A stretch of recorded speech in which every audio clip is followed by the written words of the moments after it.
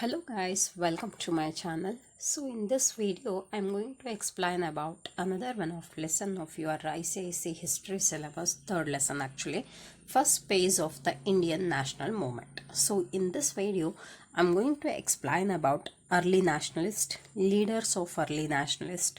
So what about the objectives of early nationalist and demands of the early nationalist. So this all I'm going to cover in this first video. So later I'm going to continue that remaining topics in another video. Okay. Yes. So first I mentioned about introduction to early nationalist. So what about the concept of early nationalist or introduction? Say this first phase of Indian national movement. So first phase of Indian national movement, nothing but so from the year of 1885 to 1905, so that period we called it as first phase of Indian national movement. Especially you should know about that Indian phase of Indian national movement. It has divided into three phases actually. So what about that three phase of Indian national movement means? So first one we called it as early nationalist phase. So in this lesson we are going to discuss about the same. So second one, assertive phase of nationalist, and third one is Gandhian era. So these three also very important in our national movement, Indian national movement actually. So here in this lesson only they mentioned about the first phase of national movement, called it as early nationalist phase. Okay, so from 1885 to 1905 we called it as first phase, so also known as moderate phase. See, this early nationalist or the first phase of the national movement, also known as moderate phase. Why? Because it has completely led by the educated Indians and they use the moderate methods. So moderate methods, non-violent methods and all. That's why this is one of the moderate phase. This was one of the moderate phase also. So who led this movement? Who led this first phase of national movement means it was led by educated middle class Indians. See, in previous lesson also I think I explained about that. So some of the association formed before the formation, before the establishment of INC, right? Like Indian Association, East India Association, so National Conference and all, these kind of the association. So that all the associations were formed by the educated Indians. That's why this first phase of national movement also initially led by the educated middle class. And what about the intention? What about what they focused to get it against the Britishers means? So constitutional reforms and peaceful methods. So totally totally this first phase of Indian national movement is they adapted the peaceful method, non-violent method and all, and they focused on the administrative reform or the constitutional reforms. So this is regarding the introduction to first phase. So here I mentioned some other extra points. Early nationalists were first leaders of the Indian National Congress. So you should note it first, very important. Why? Because so INC was one of the association, mass association, huge association formed to get the constitutional, formed to bring the constitutional reform against the British government, right? That's why these all the early nationalist leaders were part of INC, part of Indian National Congress. So what they believed then? They believed in peaceful and constitutional method. See, non-violent method and constitutional method, based on the constitutional bodies, based on the constitutional reforms. They tried one of the non-violent or peaceful method against the Britishers. Means there were no violence in the part of the first phase of early nationalist or national movement. So what about the aim of them? So they aim to create political awareness. See, creating the political awareness, they kept it as one of the main aim of first phase of national movement. So why? Because totally political system was under the control of Britishers on that time. That's why, so political system must be managed by Indians, means Indians are capable to handle the Indian political system. So these kind of the awareness, they try to bring it in minds of Indians, clear? That's why they has fixed it as aim to create the political awareness. So they are also called the moderate. So early nationalists, who are also called the moderates, early nationalist leaders also called the moderates also. So meaning I mentioned for better understanding, right? So meaning of early nationalism. So what about the concept of early nationalism? See, so early nationalism was first organized political awakening in India. So political, totally they focused on the political reforms. They didn't try to get the freedom from the British rule in initial stage. So political reform means, see, they demanded to increase the seats in the parliament, seats in the part of administration system of the Indian administration system, which was handling by the British government. So these kind of the reformation they targeted. So they promoted the unity among the Indians. See, unity among the Indians, that also fixed as one of the targeting concept by the early nationalist. So why? Means by the unity they can achieve anything. So unity is making the man strong, right? That's why our group or unity is strong here. That's why they try to bring the unity among the Indians. See, inside of that, inside the Indians only, there are a lot of crisis, internal crisis, means it will not possible to struggle against the Britishers. That's why they has kept it as to one of the important goal to promote the unity first.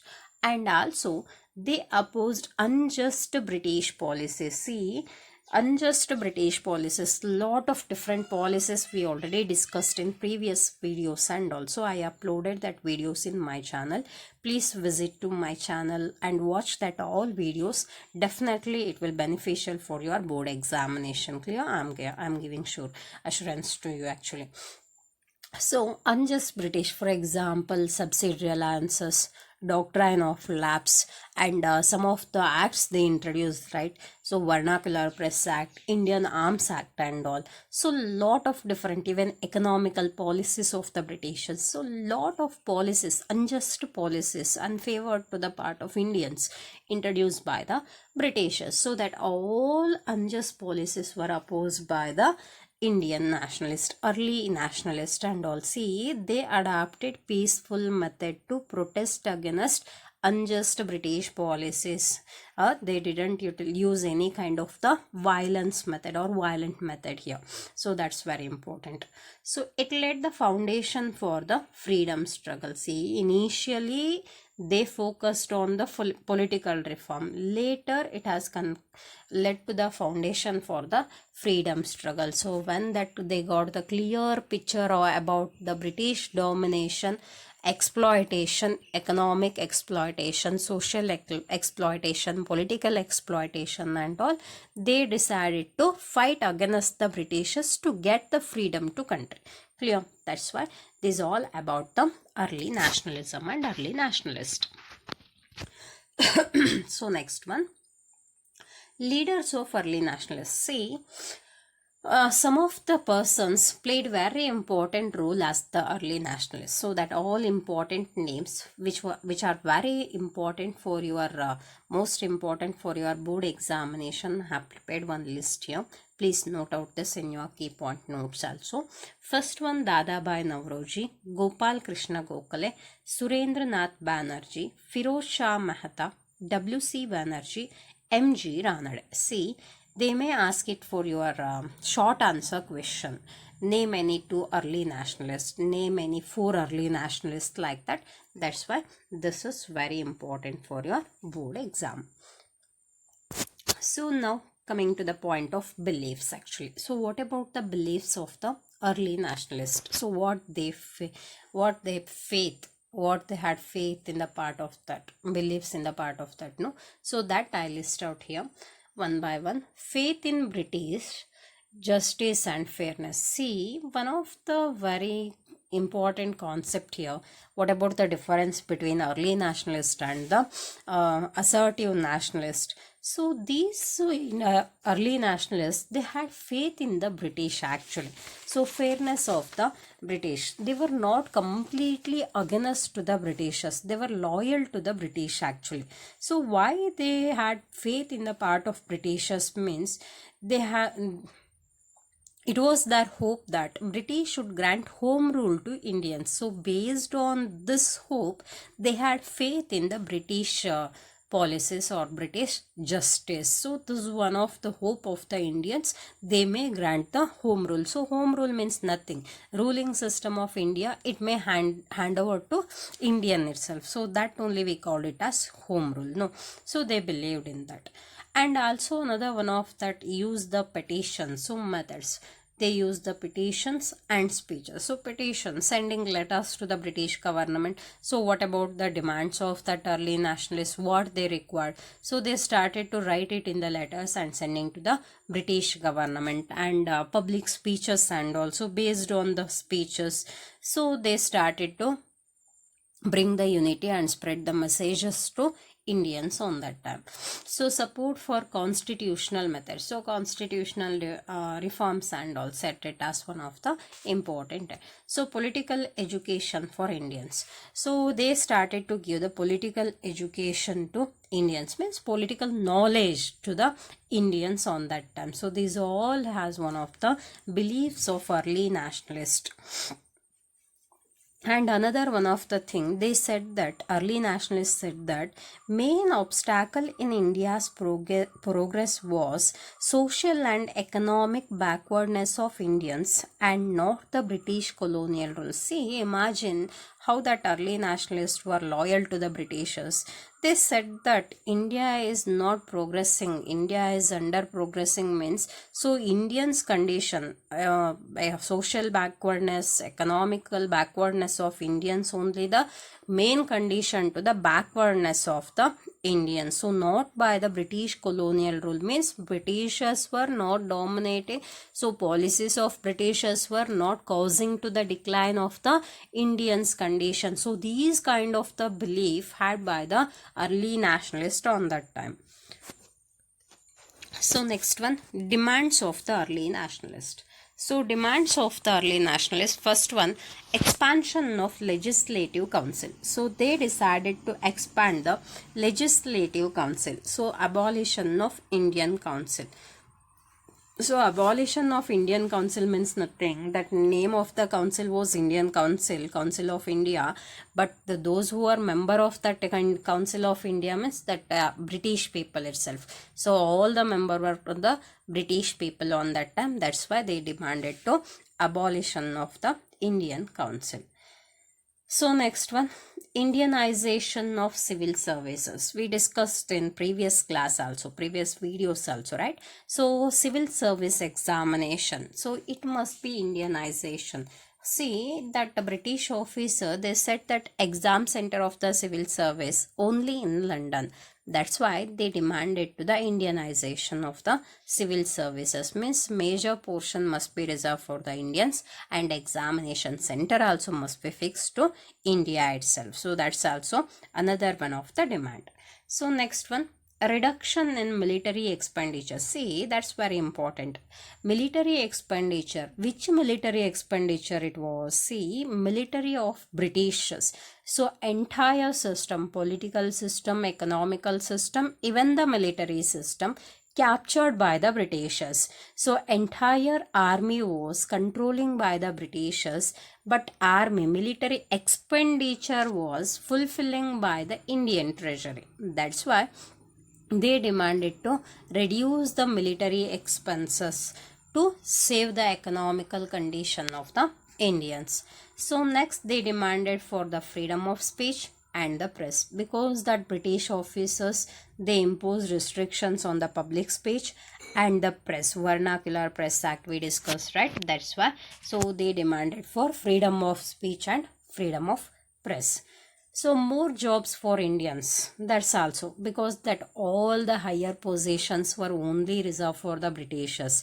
So no other different job opportunities for the Indians on that time. That's why they demanded to job opportunities also. So in that main demands constitutional reforms. So constitutional reforms means demand for elected representatives. See, for the councils and all elected representatives, they demanded for the elected representatives must be elected by the common people. So that kind of the demand kept in front of the British government on that time. So greater Indian participation in administration. So political reform, right? Constitutional reforms. So in Indian administration system, which was entirely controlling by the Britishers, so after this they should reserve some of the positions to Indian itself, means some seat must be reserved for Indian. So this is also another one of the reform. So right to discuss the budget. So right to discuss the budget means income and expenditure of the Indians or country. So that also in front of the Britishers in Indian Council. Indian Council means consisting the British officers and also everyone should have right to discuss the budget, means what about the income, nation's income, country's income, and what about the expenditure. So income of the nation, wealth of the nation, where it is draining. So this concept, to know about this, they asked to right to discuss the budget. So formation of local self-government.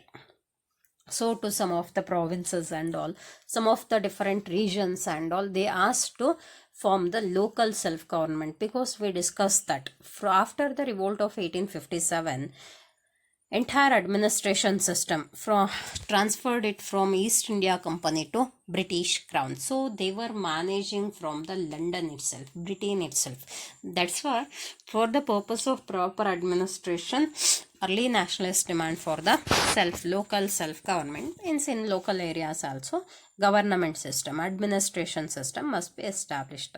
So at present, rural local self-government, urban local self-government means we are having central government, central authorities, then also to take care about to manage the each and every corner of the country, they established local government system. No, so these kind of the demands were raised by the early nationalists. So next come to the part of economic reforms. So economic reforms means nothing, bringing reformation in financial matter of Indians, right? So they demanded to reduce the land revenue. Britishers were imposing heavy land revenue, heavy tax on the Indians on that time. That's why they demanded to reduce the land revenues. So development of Indian industry. When that Britishers introduced industrialization, means they started to establish huge industries, they started to bring huge machineries for the purpose of production. Completely Indian industries come to the position of decline, right? Even Indian handicraft products and all. So small scale industries, India's small scale industries. So everything was coming to the declining position. That's why they asked to the development of Indian industries also. So next one, improvement of irrigation and agriculture. So they demanded to improve the irrigational activities, means construction of the dams and all, so construction of the water canals, so these kind of the activities, and should promote the agricultural activity especially. So on that time they made it compulsory to grow the cash crops, especially indigo, these kind of the means which are the crops required for their industries as a raw material. So it was forced compulsory to grow that kind of the crops. No, that's why they demanded for the agricultural activities, especially to grow the food crops. So next, reduction in military expenses, we already discussed that.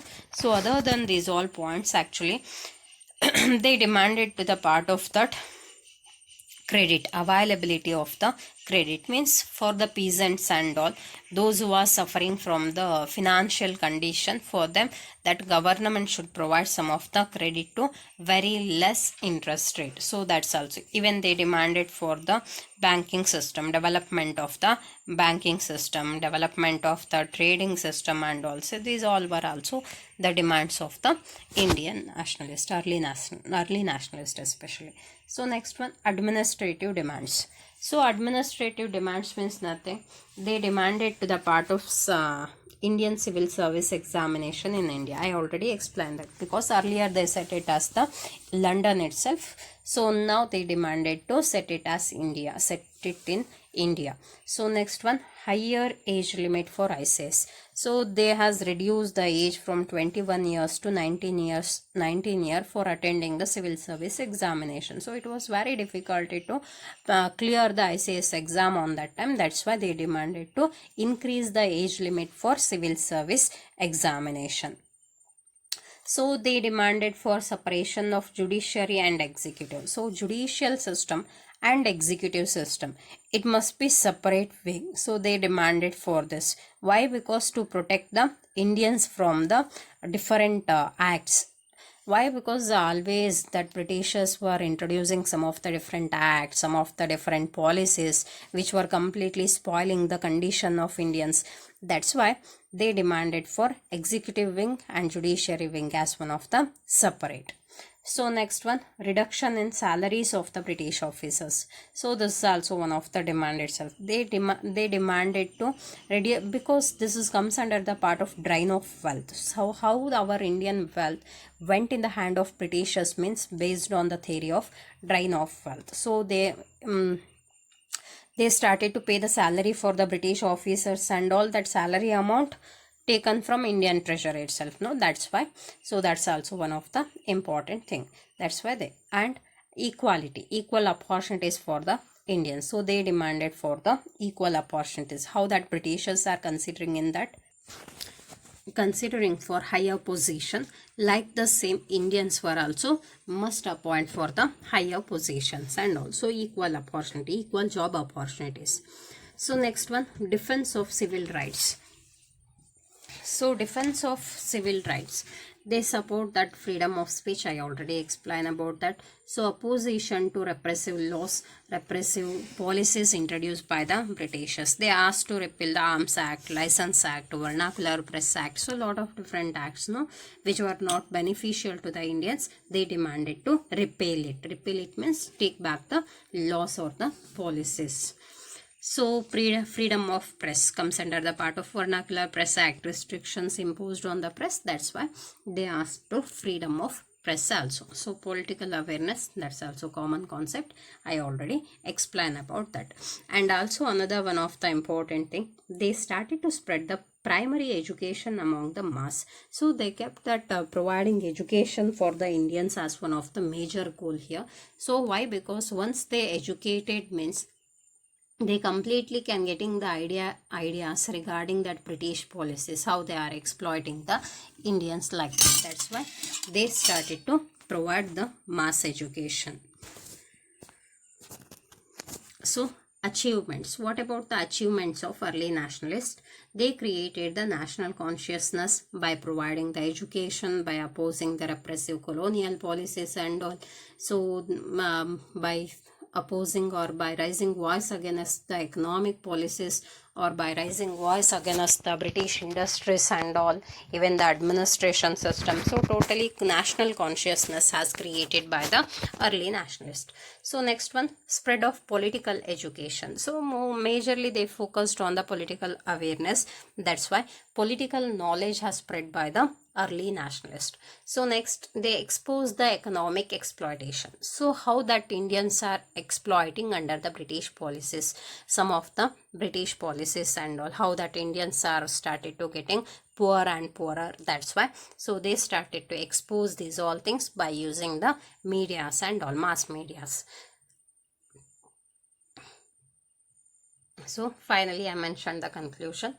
They played a major role for awakening the nationalism. So very important role by peaceful method. So nationalism has promoted under the early nationalists, and also peaceful method used for the demand for reforms and all, and contribution led to the foundation of India's independence. So this all I already explained that, so watch the video completely.